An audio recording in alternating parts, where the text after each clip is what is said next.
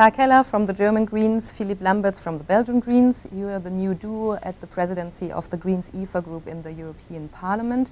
So what are your plans for the upcoming 2 years? What are the biggest challenges for you? Well, I think we're right in the middle of a huge challenge inside the European Union.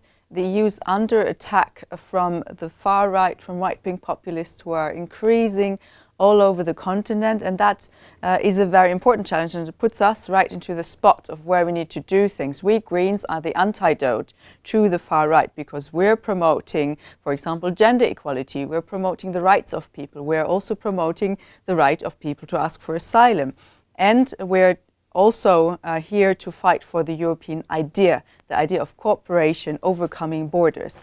And we're also here to improve the European Union that we have because of course, with a lot of decisions from the Commission, from the Council, from the Grand Coalition, we're not happy at all. So I think we're in the right spot to fight for what we believe is true and correct.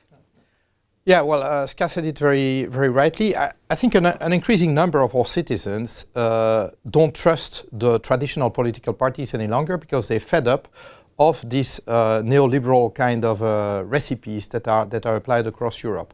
I mean, what happened in Austria with the election of van der Bellen is typically what we should be able to replicate all over the place. I mean, that if people reject the traditional parties, which they did in Austria, well, the choice was between national populism and the green alternative. Now, I'd love us to be at the same level across Europe. Can you be a bit more concrete? What would be projects you want to fight for? If there's one project that we are really pushing, it's making reality of a social and fiscal Europe. This is where we need to put the brunt of our efforts. And then if you really want to kickstart the European economy and give us again the means of our independence, it's the energy union, stupid. That's where it plays. I mean, we really want to become independent from the Putins and the kings of Saudi Arabia, etc. The only way is to achieve energy independence is by going full steam, well, if I may say so, renewables and energy efficiency. That is what could kickstart Europe's economy again. The Greens EFA Group is a quite small group in the European Parliament, so do you still have possibilities to really influence the decisions that are taken here in Brussels? Even though we're a pretty small group in the European Parliament, we can actually influence a lot of things because here you're not lost just because you're in the opposition. You can really introduce your own green policies into the European policy, but we can also, and I think we need to do that more, do the outreach, go outside the European Parliament, talk to people directly, spread the word about what we're trying to do with the European Union and inside the European Union. And we should never forget that the ecological question is also a social question. It very much interlinks the energy question, the can I afford healthy food question, all of those things. So we of course, with the climate change, we have the battle ahead to save our planet. So this is a big task for us, but we're ready to fight for it.